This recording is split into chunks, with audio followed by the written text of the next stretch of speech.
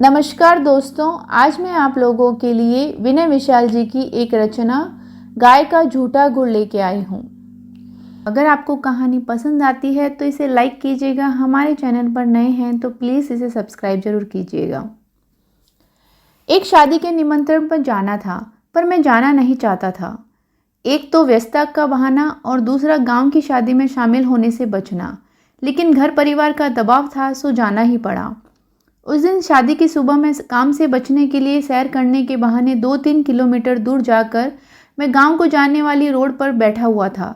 हल्की हल्की हवा और सुबह का सुहाना मौसम बहुत ही अच्छा लग रहा था। पास के खेतों में कुछ गायें चारा खा रही थी। तभी वहां एक लग्जरी गाड़ी आकर रुकी और उसमें से एक वृद्ध उतरे। अमीरी उनके लिबास और व्यक्तित्व दोनों को बयान कर रही थी। वे एक पॉलीथीन बैग लेकर मुझसे कुछ दूर ही एक सीमेंट के चबूतरे पर बैठ गए। पॉलीथीन चबूतरे पर उड़ेल दी। उसमें गुड़ भरा हुआ था। अब उन्होंने आओ आओ कह के पास में खड़ी गायों और बैठी हुई गायों को बुलाया। सभी गायें पलक झपकते ही उन बुजुर्ग के इर्द गिर्द ठीक ऐसे ही आ गई जैसे कई महीनों बाद बच्चे माँ बाप को घेर लेते हैं। कुछ गाय को गुड़ उठाकर खिला रहे थे और कुछ वे स्वयं ही खा रही थी।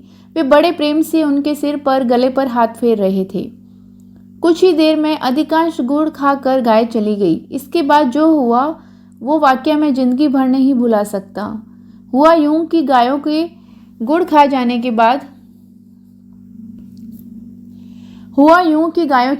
जाने के बाद जो गुड़ बच गया था वो बुजुर्ग उन टुकड़ों को उठा उठाकर उसे खाने लगे। मैं उनकी इस क्रिया से अचंभित हुआ, पर उन्होंने बिना किसी परवाह के कई टुकड़े खाए और अपनी गाड़ी की ओर चल पड़े। मैं दौड़कर उनके नज़दीक पहुंचा और बोला, श्रीमान जी, मुझे क्षमा कीजिएगा, पर अभी जो कुछ भी हुआ ना, उससे मेरा दिमाग घूम गया है। क्या आप मेरी इस जिज्ञासा को शांत करेंगे कि आप इतने अमीर होकर भी गाय का झूठा गुड़ क्यों खाया आपने?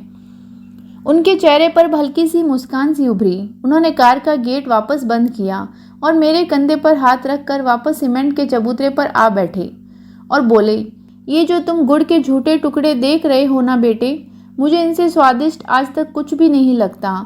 जब भी मुझे वक्त मिलता है मैं अक्सर इसी जगह पर आकर अपनी आत्मा में इस गुड़ की मिठास घोल देता हूँ। मैं अब भी नहीं समझा श्रीमान जी, आखिर ऐसा क्या है इस गुड़ में? वे बोले, ये बात आज से करीब 40 साल पहले की है। उस वक्त मैं 22 साल का था। घर में जबरदस्त आंतरिक कलह के कारण मैं घर से भाग आया था, परंतु दुर्भाग्यवश ट्रेन में मेरा सारा सामान और पैसे जो हैं चोरी हो गए थे। इस अजनबी से छोटे शहर में मेरा कोई भी नहीं था। भीषण गर्मी में खाली जेब के 2 दिन भूखे इधर उधर भटकता रहा और शाम को भूख मुझे निगलने को आतुर थी। तब इसी जगह ऐसे ही एक गाय को एक महानुभाव गुड़ डालकर चले गए। यहाँ एक पीपल का पेड़ हुआ करता था। तब चबूतरा नहीं था। मैं उसी पेड़ की जड़ों पर बैठा भूख से बेहाल हो रहा था। मैंने देखा कि गाय ने गुड़ छुआ तक नहीं और उठकर वहां से चली गई। मैं कुछ देर तक की कर्तव्य मुठ सोचता रहा और फिर मैंने वो सारा गुड़ उठा लिया और खा लिया। मेरी मृत प्राय आत्मा में प्राण से आ गए थे। मैं उसी पेड़ की जड़ों में रात भर पड़ा रहा। जब सुबह मेरी आंख खुली तो काफी रोशनी हो चुकी थी। मैं नियत कर्मों से फारिग होकर किसी काम की तलाश में सारा दिन भटकता रहा, पर दुर्भाग्य ने मेरा पीछा नहीं छोड़ा। एक और थकान भरे दिन ने मुझे वापस उसी जगह निराश, भूखा, खाली हाथ लौटा दिया था। शाम ढल रही थी। कल और आज में कुछ भी नहीं बदला था। वही पीपल का पेड़, वही भूखा मैं और वही गाय।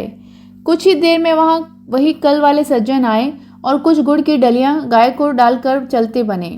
गाय उठी और बिना गुड़ खाए चली गई। मुझे अजीब लगा, परंतु मैं बेबस था, सो आज भी मैंने वही गुड़ खा लिया और वही सो गया। सुबह काम तलाशने निकला। आज शायद दुर्भाग्य की चादर मेरे सर पर नहीं थी, सो एक ढाबे पर मुझे काम मिल गया था। कुछ दिनों बाद जब मालिक ने मुझे अपनी पहली पगार दी तो मैंने 1 किलो गुड़ खरीदा और किसी दिव्य शक्ति के वशीभूत 7 किलोमीटर पैदल चलकर उसी पीपल के पेड़ के नीचे आ गया। इधर उधर नजर दौड़ाई तो वो गाय भी मुझे दिख गई। मैंने सारा गुड़ उस गाय के सामने डाल दिया। इस बार मैं अपने जीवन में सबसे ज्यादा चौंका, क्योंकि गाय ने सारा गुड़ खा लिया था। इसका मतलब साफ था कि गाय ने 2 दिन जानबूझकर मेरे लिए गुड़ छोड़ा था। मेरा हृदय भर उठा। उस ममतामयी स्वरूप की ममता देखकर मैं रोता हुआ वापस ढाबे पे पहुंचा और बहुत सोचता रहा। फिर एक दिन मुझे एक फार्म में नौकरी भी मिल गई। दिन पर दिन मैं उन्नति करता चला गया और तरक्की के शिखर पर चढ़ता गया। शादी हुई, बच्चे हुए। आज मैं खुद 5 फर्म का मालिक हूँ। जीवन की इस लंबी यात्रा में मैंने कभी भी उस गाय माता को नहीं भुलाया। मैं अक्सर यहाँ आता हूँ और इन गायों को गुड़ डालकर इनका झूठा गुड़ खाता हूँ। मैंने लाखों रुपए गौशालाओं को चंदा भी दिया है, परंतु मेरी मृत तृष्णा, मन की शांति यहीं आकर मिटती है बेटा। मैं देख रहा था वे भावुक हो चले थे। समझ गए ना अब तो तुम? मैंने हाँ में सिर हिलाया। वे चल पड़े। गाड़ी स्टार्ट हुई और निकल गई। मैं उठा, उन्हीं टुकड़ों में से एक टुकड़ा उठाया, मुंह में डाला, वापस शादी में शिरकत करके सच्चे मन से शामिल हुआ। सचमुच वो कोई साधारण गुण नहीं था, उसमें कोई दिव्य मिठास थी जो जीभ के साथ आत्मा को भी मीठा कर गई थी। घर आकर गाय के बारे में जानने के लिए कुछ किताबें पढ़ने के बाद जाना कि गाय गोलोक की एक अमूल्य निधि है, जिसकी रचना भगवान ने मनुष्यों के कल्याणार्थ आशीर्वाद स्वरूप की है। ऋग्वेद में गो को अदिति कहा गया है। दिति नाम नाश का प्रतीक है और अदिति अविनाशी अमृतत्व का नाम है। अतः गो को अदिति कहकर वेद ने अमृतत्व का प्रतीक बताया है। जय श्री राम, जय गौ माता, स्नेह वंदन।